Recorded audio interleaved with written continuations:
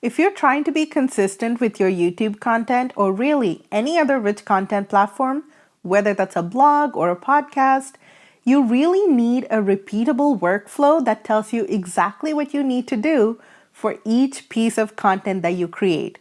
So in today's video, I'm going to take you behind the scenes into my Asana and show you exactly how I have my YouTube workflow set up so that you can get an idea for how to set up yours.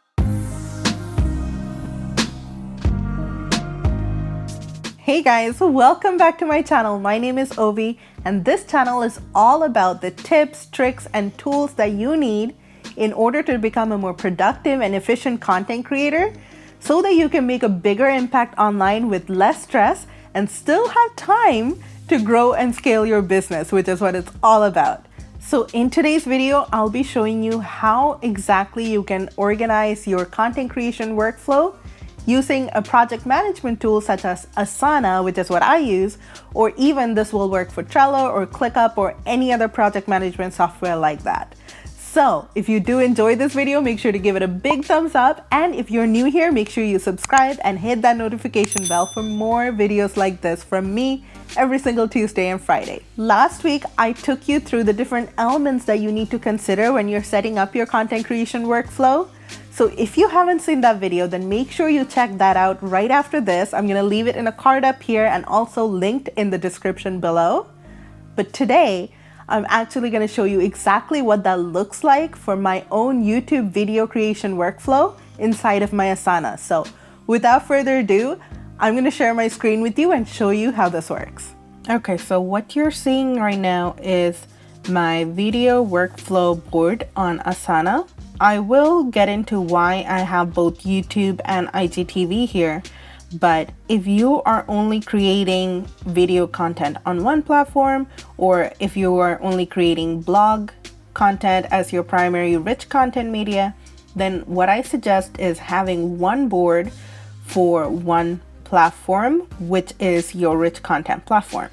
Now for me, why I have the IGTV workflow on here, even though I do have a once weekly IGTV show, what I actually do is I take those IGTV videos and I repurpose them for YouTube. So if you've seen any of my Friday videos, those tend to be the repurposed IGTV videos, which are more around mindset and things like that, whereas my Tuesday videos, which are exclusively created for YouTube, are more of these tutorials and how-to type of videos. So the main workflow that I have here is my YouTube workflow. IGTV, I don't have a lot of steps and a lot of stages that a video goes through. So I've decided to have it in the same workflow where when I'm creating something for IGTV, it'll be in this column. And then when I decide to repurpose it, so for example, this quarterly planning video, which I did on IGTV, this was done at the end of September or the first week of October, but I've decided that I'm going to repurpose this at the end of December going into the next quarter. So now it's part of my overall YouTube workflow. So that aside, so I want you to kind of ignore this column if that doesn't apply to you, but overall, the rest of this board is my YouTube workflow. So what I have is this column where I will compile all the ideas. So since I have already decided what's going out this month, I don't have anything in the ideas column, but when I start planning November's content, this is where the ideas will go. I have a template, which is what I duplicate every single time that I create a new YouTube video project. So each of these videos are a project, and this is the template that every single video follows, unless, again, if it's coming from IGTV, then it uses this template. So this has, you know, the steps that an IGTV video goes through, and then what I do to repurpose it. So I have these two templates, and every single video is a duplicate of these templates, depending on whether it's being created specifically for YouTube or whether it's coming from IGTV. Okay, so let me take you through the actual stages that a YouTube video goes through for me. So when it moves into the workflow is once I've decided what day it's going live.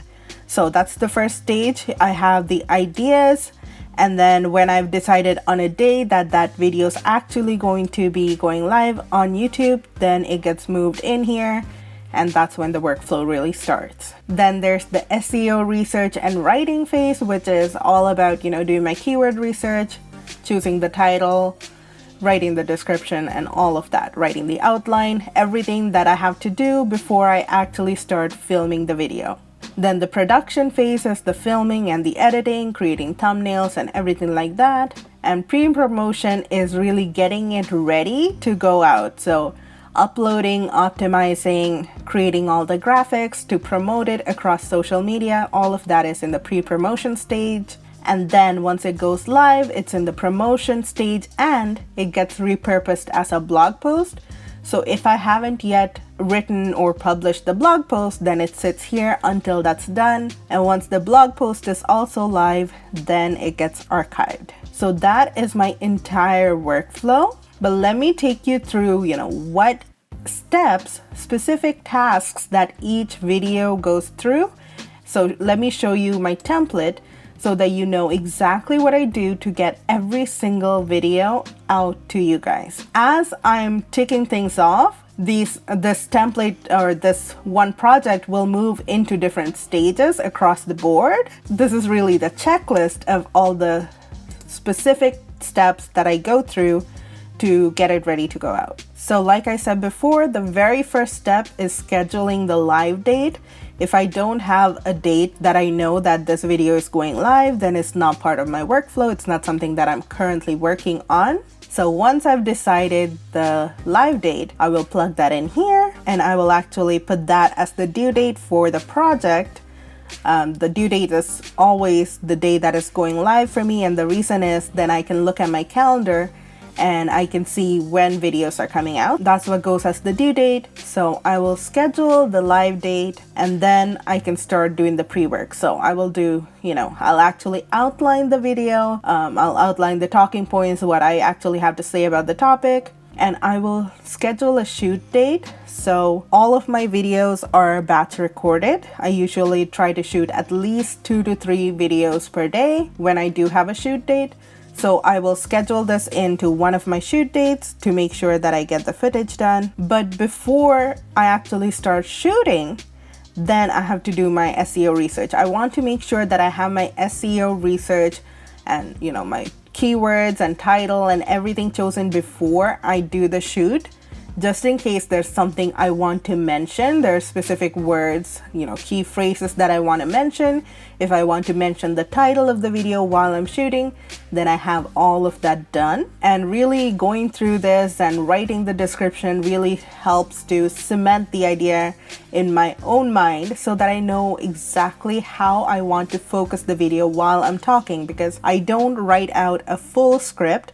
What I write out is an outline. So that's what I did here up in this stage. Even though I have the outline, having this all written down, the keywords and descriptions really helps to have my own focus. I'm able to look back at that and know how I'm really phrasing things and how I'm focusing the video based on what keywords I'm targeting. So that's why SEO research always comes before the actual production stage for me. And then on the shoot date that I have scheduled, I'll shoot the video. I will, edit the video either the same day or I'll have a batch editing day. And while I'm shooting the video, I will also make sure that I take a thumbnail photo. So all of this is part of the production stage where I go through these 3 basic steps and I get the video basically ready to go. So the footage is all done at this point, and then we move into the upload stage. So I make sure that I create the thumbnail. So I take that photo that I've taken, I create the thumbnail in Canva. I add whatever text and graphics I want to that. I upload the video, add all the different components that go into a YouTube video, like the cards, the end screen screen and the captions, and then I get it ready for promotion. So the Facebook graphic, Pinterest graphic, Twitter graphic, all of this is where I make sure that I publish my video, that I make sure I share it to drive more traffic to YouTube. So I also create an Insta story graphic, and then I create an IGTV video where I kind of tease the YouTube video and I drive traffic from Instagram to YouTube. And I also create teaser clips for sharing on Facebook and LinkedIn and for repurposing in the future. So I can,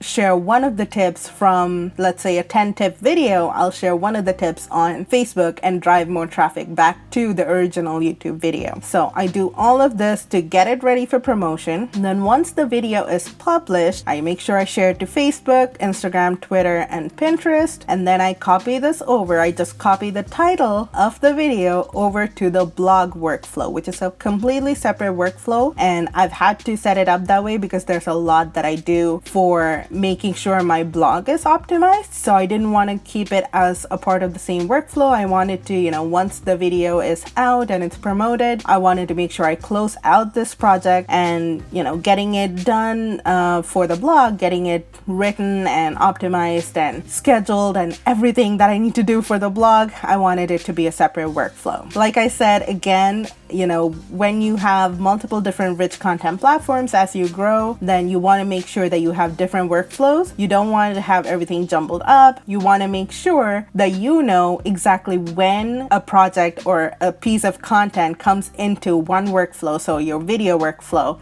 and then also when it ends. So you want to have a clear start and end to your workflow, which is why I've moved out the blog tasks into a separate workflow. Now, once I've gone through this whole process to create a rich piece of content, I want to make sure that I get the maximum use out of it, and I also want to make sure that it reaches as many people as possible to make maximum impact. So that's why I'm a huge proponent of repurposing your rich content. And that's also why I have gone ahead and created a whole free guide giving you tons of different ideas on how you can recreate your rich piece of content into so many different variety of social media content to share all across the internet. So make sure you grab that from the description below. There's a link to download that free guide. So make sure you check that out because that's going to give you so many ideas on how you can repurpose your rich content, because once you go through this entire workflow, you want to get the maximum use out of that and you want it to reach as many people as possible. You want to drive traffic to your rich piece of content. So it's crucial that you repurpose your content. So grab that guide to give you the ideas that you need to make as many pieces of content as possible from that rich content. If you haven't subscribed to my channel yet, then do that right now. Yep, right now. And make sure you also hit that notification bell so that you are the first to know when I put out a new piece of content just like this. And if you enjoyed this, make sure to give it a big thumbs up and share it with a fellow content creator friend who could use these tips on how to organize their workflow. Check out my other videos right here on more tips on how to be a more productive content creator. Thank you so much for being here. I appreciate you taking the time to be here and watch this video. Thank you so much. I will talk to you in my next video. Bye guys.